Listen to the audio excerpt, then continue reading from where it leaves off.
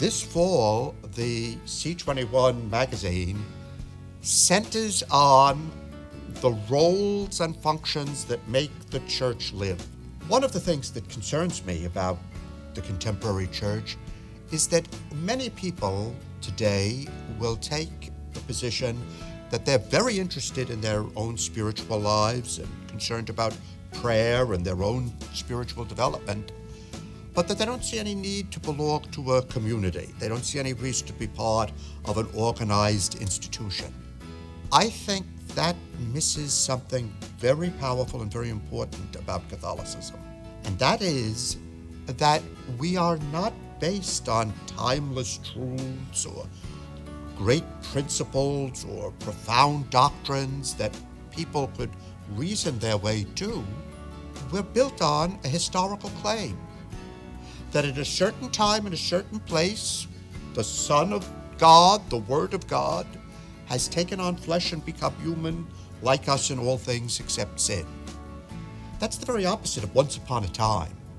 It's a very concrete insistence that unless one is part of this network of relationships, unless one is part of this collection of roles, one isn't, in fact, a part of a living church. If that's so, then we must be very careful to discern how those roles of relationships function with one another, how they support one another, reinforce one another, how they respect one another and build upon one another.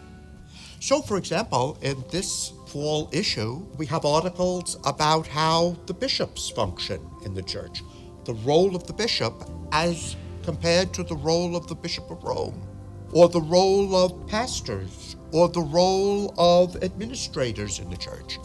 We have articles about the way in which teachers in the church function and how they relate to those people to whom they're responsible. We have articles by some very distinguished theologians like Nicholas Lash and Hermann Pottmeyer and Richard Gallardi.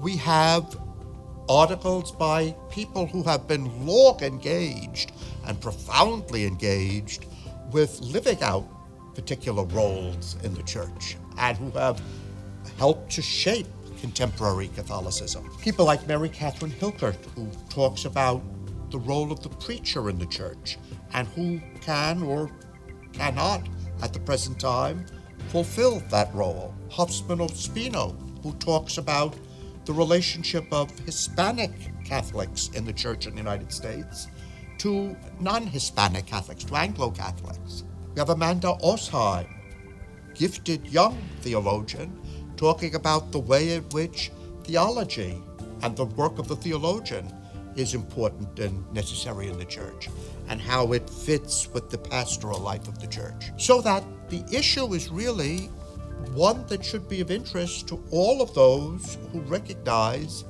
that each of us has a unique role to play in the church by baptism.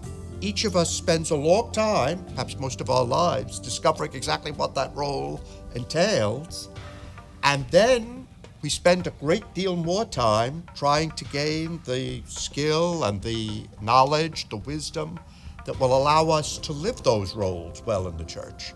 Now, what we must do is learn how to respect one another's roles, to encourage them, to strengthen them, to enable one another to live the roles that we're called to in the church, in order to make the church live.